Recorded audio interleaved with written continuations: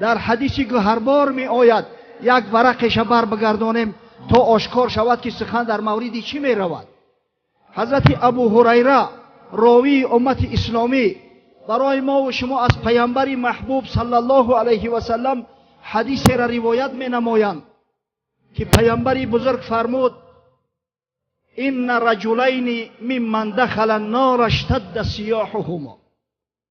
دو مرد از اهل دوزخ، او کسایی که در دنیا سرکش بدن، مطیع نبودن، او کسایی که دست به فسق و فساد میزدن و به امر پروردگار در دوزخ انداخته بدن، صدای گریه و ناله میگه بسیار بلند میشود، با علم با درد ناله و گریه میکنند. فقال رب تبارک و تعالی اخرجوهما. خداوند بزرگ و متعال میفرماید که کو همین دو نفر ببروره، چی در دارن یا چی داد و فیغان دارن. وقتی خارجشون کردن، حضرت خداوندی میگه از اونا سوال میکند لأی شیء اشتد سیاحکما، چرا اینقدر صداتون بلند شد؟ آخه مادام که صبر عذاب و عقوبت نداشتید بدبختا، چرا دست به فسق و فساد زدید؟ چرا از راه حق منحرف شدید؟ چرا گریه و فیغان داره؟ گفتن فعلنا ذلک لترحمنا.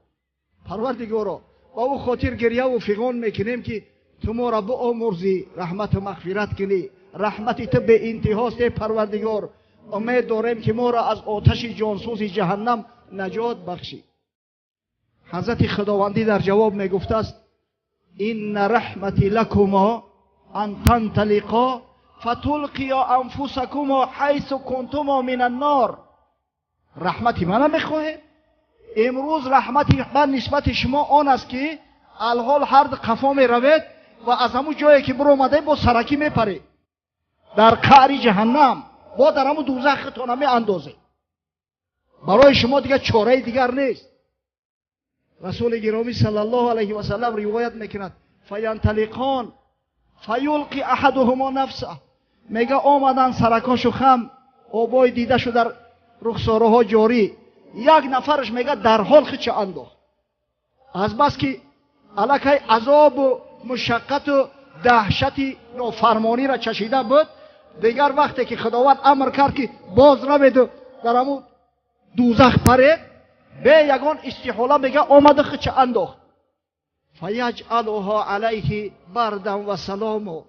وقتی خداوند بزرگ میبینه سرسپردگی او بنده را و میبینه که فرمان خدا را در حال اجرا کرد، میگه همون منطقه و همون موضعی را که اون مرد خیچه انداخته بود در داخل دوزخ به یک مکان خوش و به یک گلشن مبدل گردان، همچنانه که آتش نمرود از برای ابراهیم علیه السلام گلشن گردانده بود، یک جای سرد جای نعمت گرداندش. و یقوم الاخر فلا یلقی نفسه. اون نفر دیگه‌اش میگه در همون قعر دوزخ در بالای دوزخ ایستاده است، دو دیله میشوه، جرأت نمیکنه در همون لبی چیز گردنکش کج میایسته. حضرت خداوندی با صداش میکنه ما منعک ان تلقی نفسک کما القا صاحبک. ای بنده گفت تو چرا نپریدی؟ آخه من شما را فرمان دادم، رفیقت کو پری، تو چرا ایستاده در اینجا در لبی دوزخ؟ میگه با آب دیده، با ناله، با حزن با خداوند مراجعت کرد. گفت یا ربی اینی لارجو الله تعیدنی فیها بعد ما اخرجتنی. پروردگارا من امید میکشم که بعد اون که از دوزخ بیرونم کردی دیگه بر نگردونیم، همه خیل گناه ما ببخشی. حضرت پروردگار میگفت است لک رجاؤک، مادام که امیدت همین باشه از پروردگار پس به امیدت رسیدی، من ترا از آتش جهنم نجات دادم. فیدخلان الجنة برحمت الله تعالی. و هر رفیقی که در دوزخ میسوختن هر دش میگه به امر پروردگار وارد جنت کرده شدن. سبحان الله. آخی وقت این صفت پروردگار در نزد ما و شما میگویند از زبان پاک رسول الله صلی الله علیه و سلم میشنویم، چگونه شیفته و شیدای الله ذوالجلال نشویم؟ چه جای مؤمنا به خدا قسم همین مشرکا به طریق باید شاید اگر الله شناسن همش ایمان میارن، همش رو به اسلام میکنن.